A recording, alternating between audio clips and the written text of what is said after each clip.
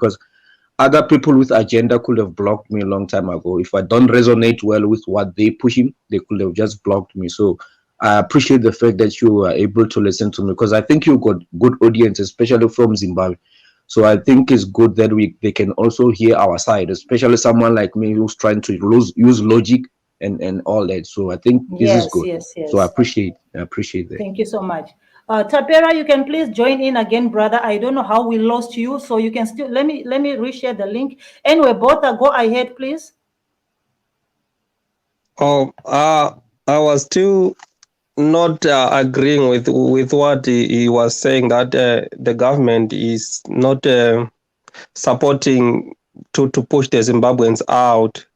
Uh, if you look at other countries, when you go out, like, isn't it supposed to be like after certain years, when you live on a certain country, you must be given maybe a permanent res or something like that? Was these things, I mean, it's now a long time, more than 10 years in a country.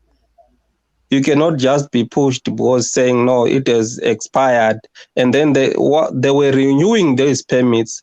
And now the reason why they are pushing them away, as you said, for sure, is for them to gain the votes, like the ANC, which is the government, which is ruling.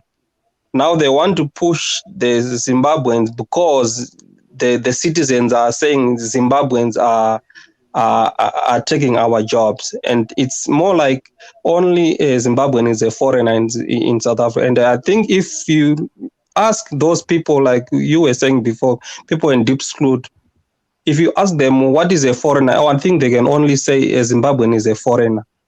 They don't even know that what's the definition of a foreigner. And Can I if can I if you, respond, my brother? yeah. Okay, this is the issue I have with most Africans, and I'm really disappointed because I hold Zimbabweans as one of the highly immigrant in South Africa, because when I chat with Zimbabweans, they tend to really be listen, and I think it's education, right? You guys tend to want to see the other side of the story. Now you are being emotional and you don't listen to what I say. You are missing details. First of all, just because a country says you can have this certain privileges after living for 10 years in terms of visa, getting residential, all that, getting the residence benefit and all that. It doesn't mean after 10 years you automatically get those things. There's a process, and you need to be approved. So first of all, the people who got the ZEP permit in South Africa, from the go, they were here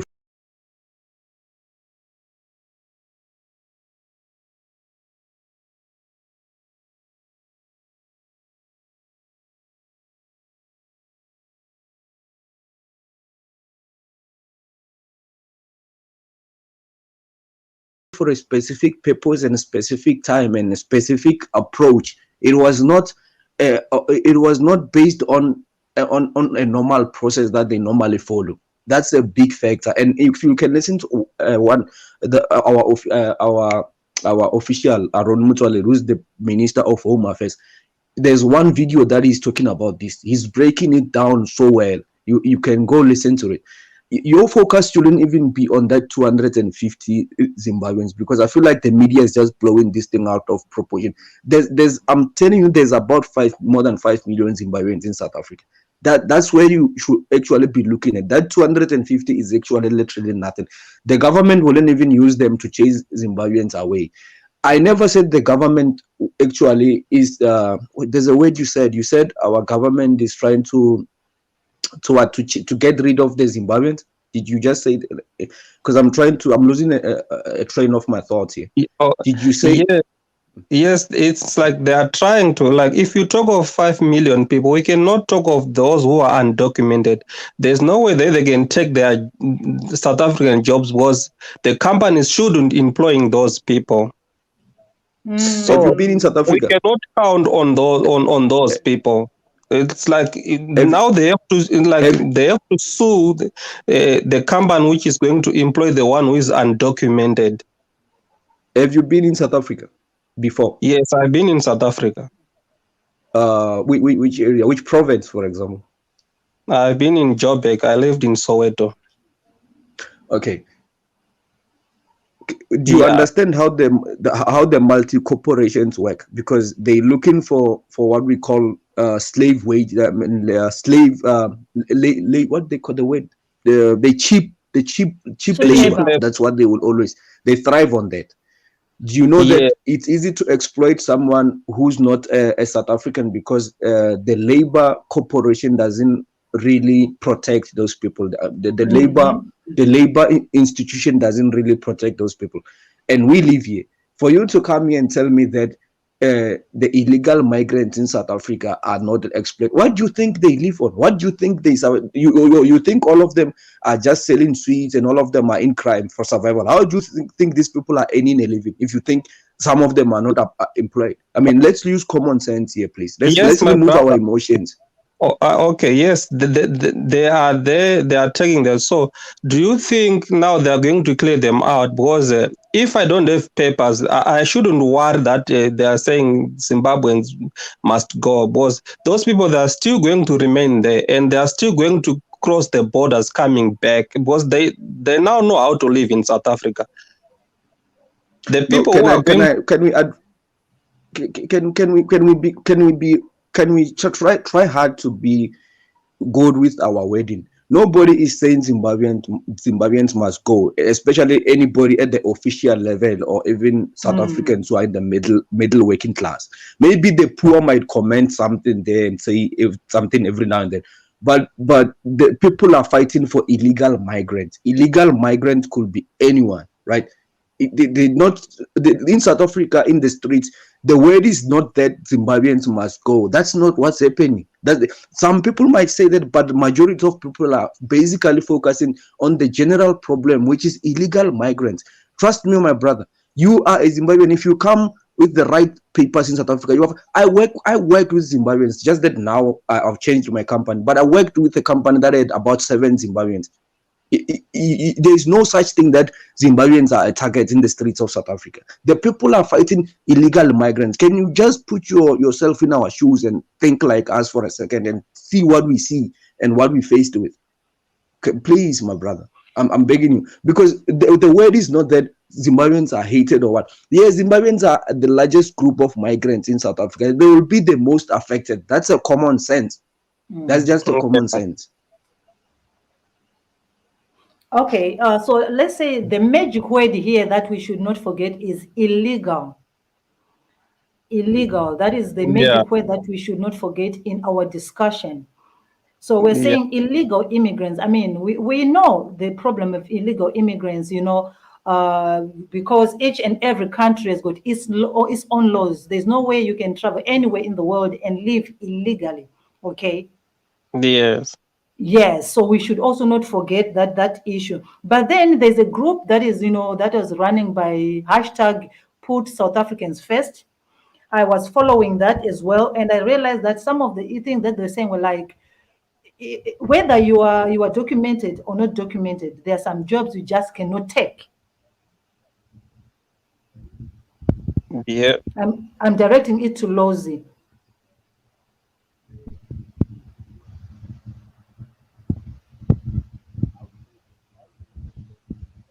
The issue of put South Africans first.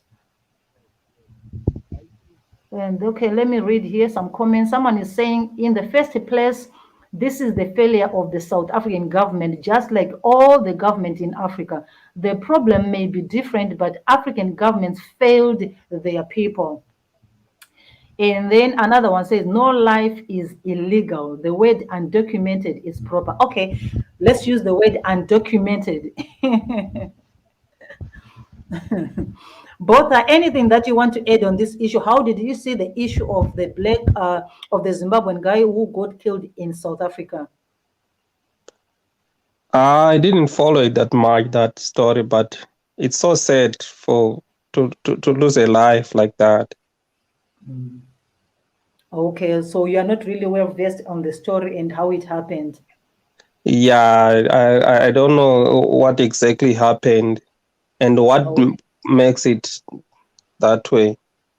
Okay. So anyway, I was directing a question to Lozi, but unfortunately we lost the audio there. Okay, I was do you hear directing a me question to now? you. Okay, Do you thank hear you me so much. now? I was actually putting across the issue of put South Africans first, where they're saying whether you are documented or undocumented, the issue is please, companies, stop employing foreigners before you consider South Africans. Okay, do you hear me now? Yes, I can. You're clear. Okay, look, put South African first. It's a movement like Operation Dudula. They not in government. They just communities raising issues that affect them as South Africans. Yes. Here is what is happening global in at a global level, depending on how developed the country is and how the constitutions are. South Africa, it's a developing country, right? We don't have our capacity to manufacture and create labor. It's not of the developed nation, so we still consider low skilled jobs to be reserved for our locals because of the needs and the wants, if for example, I've seen Canada asking the South African truck drivers to come and join that side. Yeah. Canada is a very developed country. They might have a room for that. I don't think South Africa is in a position where we could be asking deep Congo to bring their truck drivers here. We don't need them. We've got enough Yeah. of them, right? I think I agree with put South African first when they say, is it possible that on our visa, it's on record that you should be in South Africa for specific reasons and specific purpose and specific time. Mainly being that if you're not an asylum seeker, can it be that these migrants are either bringing a scarce skilled jobs that we need to improve our economy? If it's an investor, can it be that is a person who's going to come and create jobs for our people? And if you are touring in South Africa, can you just leave after your days of you were given Of, the days to of tour a are visa is done? If it's expired. 90 days, Mm. yeah, these are things. And this, I think, looking at South Africa today and the situation, what we're facing, I think it makes sense. I mean, for me personally, 5 years ago, I didn't think like this. I didn't even know more about the laws, but this just makes sense. I think even Zimbabwe is the same. You go to Botswana, the laws is the same. The low skilled jobs are reserved for the people. I saw Mnangagwa tweeting 2 months ago. He said, we are open for business. Zimbabwe is open for business. We welcome all the corporations, international corporations, but the low skilled jobs are reserved for Zimbabweans. This is your president. This was your own president, Botha, saying this. So you cannot want to apply what you don't apply in your house to South Africa. That's just not fair. Let's be fair here. It's true. Yeah, Anyways, that's true. But yeah. So when I'm summing it up, I would like say we understand where South Africa is coming from. When it comes to jobs, locals need jobs. I ran a story where President Cyril Ramaphosa was actually saying companies should employ locals. However, some companies were saying, but South Africans are not skilled enough. Okay, there was an issue with is it Huawei? If I'm not mistaken, Huawei that employed 90% of immigrants. Yeah, so Huawei was like their company was employing, their highest level of foreigners, and even from the top level, there wasn't any South African there. And then they were like, South Africans are not skilled, right? And then Do you really believe that? that I disagree. People they say sorry to South cut Africans you. are not skilled. Do South you really Africans, believe that? they are skilled South Africans. And because South Africa, sorry, Brother Botha, can I just raise this? Please, sorry, yeah. Brother Botha. I'll try to not step on your way when you speak. I really need to make this point because this is what makes South African blood boil, and this is the talk of the streets in Africa. Do you know that South Africa is the most advanced country in Africa, right? And we can all say historically it makes sense. We've got a white population as well, the largest white population that played a role in this. We all know that.